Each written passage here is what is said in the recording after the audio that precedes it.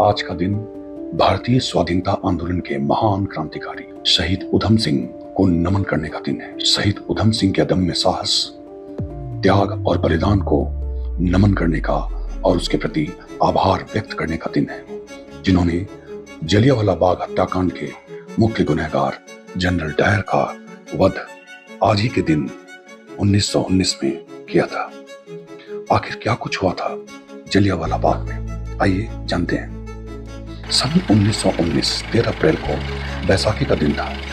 बैसाखी तो वैसे पूरे भारत का एक प्रमुख त्योहार है, परंतु विशेषकर पंजाब और हरियाणा के किसान सर्दियों की रबी की फसल काट लेने के बाद नए साल की खुशियां मनाते हैं। इसी दिन 13 अप्रैल 1699 को 10वें और अंतिम गुरु गोविंद सिंह ने खालसा पंथ की स्थापना की थी। इसलिए बैसाखी पंजाब और आसपास के प्रदेशों का सबसे बड़ा त्योहार है और सिख इसे सामूहिक जन्म दिवस के रूप में मनाते हैं। अमृतसर में उस दिन एक मेला सैकड़ों साल से लगातार चला आ रहा था, जिसमें उस दिन भी हजारों लोग दूर दूर से श्री हरमिंदर साहिब गुरुद्वारे में गुरु जी के दर्शन करने और बैसाखी का त्योहार मनाने अमृतसर पहुंचे थे।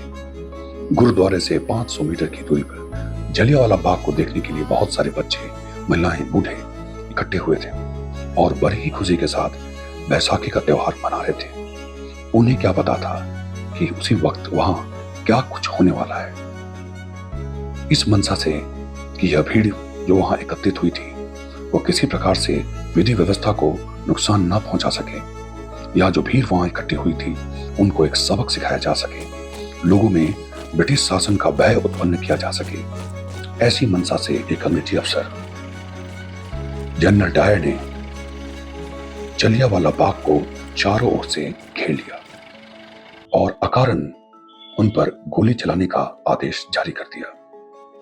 उपस्थित भीड़ पर गोलियां चारों ओर से चलाई गईं, जिसमें 400 से अधिक व्यक्ति मरे और 2000 से अधिक घायल हुए।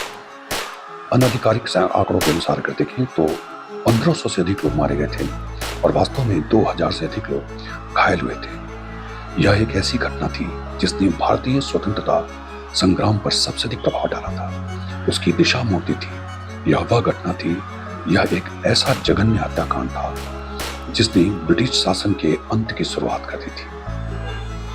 अंग्रेजों की मंशा पहले से ही गलत थी, क्योंकि प्रथम विश्व युद्ध के उपरांत जैसा कि उन्होंने वादा किया था कि भारतीय संविधान कानून की व्यवस्था में एक सुधार लाया जाएगा। गवर्नमेंट ऑफ इंडिया एक्ट 1919, जो मॉन्टेग्यू चेम्सफोर्ड सुधार के परिणाम के रूप में देखा जाता है, वह भारतीयों की इच्छाओं अपेक्षाओं पर खरा नहीं उतरा था।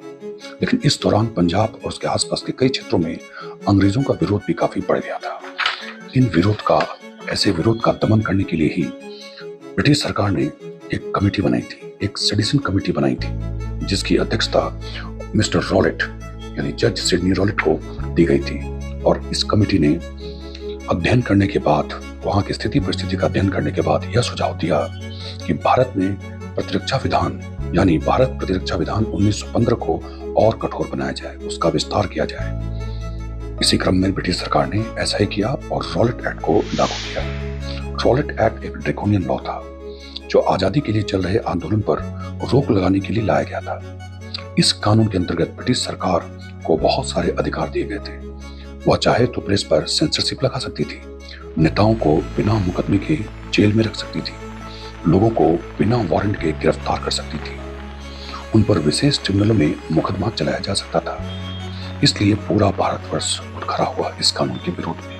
लोग अपनी गिरफ्तारियां दे रहे थे। ये वो समय था जब गांधी जी भी दक्षिण अफ्रीका से भारत आ चुके थे और धीरे धीरे उनकी लोकप्रियता भी बढ़ रही थी। उन्होंने भी रॉलेट एक्ट का विरोध करने का आह्वान किया, जिसे कुचलने के लिए ब्रिटिश सरकार ने और अधिक नेताओं और जनता को रॉलेट एक्ट के अंतर्गत गिरफ्तार कर लिया और कड़ी सजाएं दी। इससे जनता का आक्रोश बढ़ा और लोगों ने रेल और डाक तार संचार सेवाओं को भी बाधित किया। आंदोलन अप्रैल के पहले सप्ताह में अपने चरम पर पहुंच रहा था। लाहौर और अमृतसर की सड़कें लोगों से भरी रहती थी। करीब 5000 लोग उस दिन जलियांवाला बाग में इकट्ठा हुए थे। ब्रिटिश सरकार के कई अधिकारियों को यह 1857 की क्रांति की पुनरावृत्ति जैसी लग रही थी, जिसे न होने देने के लिए और कुचलने के लिए वो कुछ भी करने को तैयार थी। और उसी दिन जनरल डायर ने अपने फौजियों को आदेश दिया कि उस भीड़ पर अकारण ही गोलियां चला दी जाए। उन्हें किसी भी अपराध या जुर्म की कोई आवश्यकता नहीं थी ऐसे आदेश को चलाने के लिए।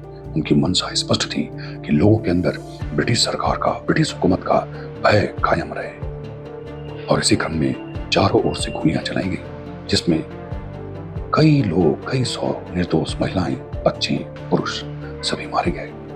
दुख की बात यह है कि ब्रिटिश सरकार ने इस पर कोई भी अपॉलॉजी दर्ज करने की बजाय या माफी मांगने की बजाय ब्रिटिश सरकार ने हंटर कमेटी का गठन किया और उसने भी क्लीन चिट दे दी जनरल डायर को। यह बात शहीद उधम सिंह को बर्दाश्त नहीं थी, इसलिए 13 मार्च 1919 को उन्होंने इसका बदला लिया और शहीद उधम सिंह ने जनरल डायर, जो उस वक्त पंजाब का लेफ्टिनेंट गवर्नर था, तब जबकि जलियांवाला बाग हत्याकांड की घटना घटी थी, को गोलियों से भून डाला।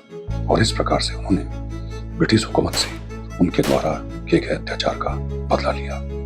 नमन है ऐसे शहीद उधम सिंह जैसे क्रांतिकारियों को, नमन है।